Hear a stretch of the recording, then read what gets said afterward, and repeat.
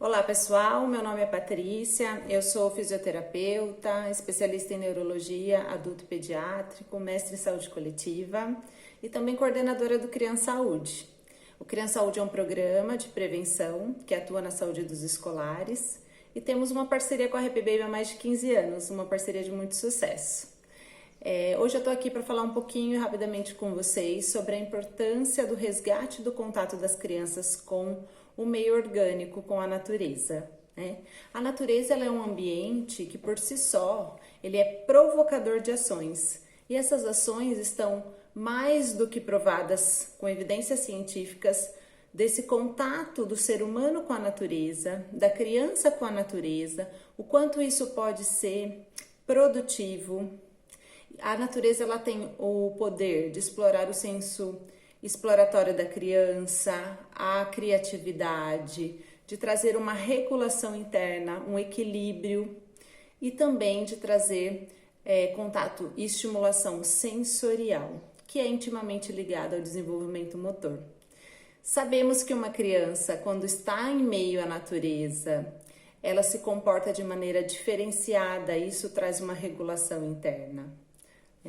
Então, trago aqui pra gente uma reflexão e a importância desse contato, desse resgate desse orgânico. Somos orgânicos, né?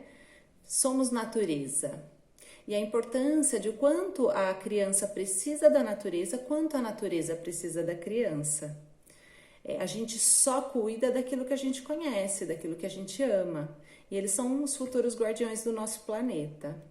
Então, convido vocês, pais, a utilizar esse final de semana que está perto para que vocês possam criar momentos e conexões entre família, pessoas e natureza, né? Buscar um ambiente onde tenha verde, onde tenha um ambiente aberto, sem paredes, para que essa criança possa explorar, para que essa criança possa instigar o seu senso investigativo, para que essa criança possa viver o seu corpinho nesse espaço livre.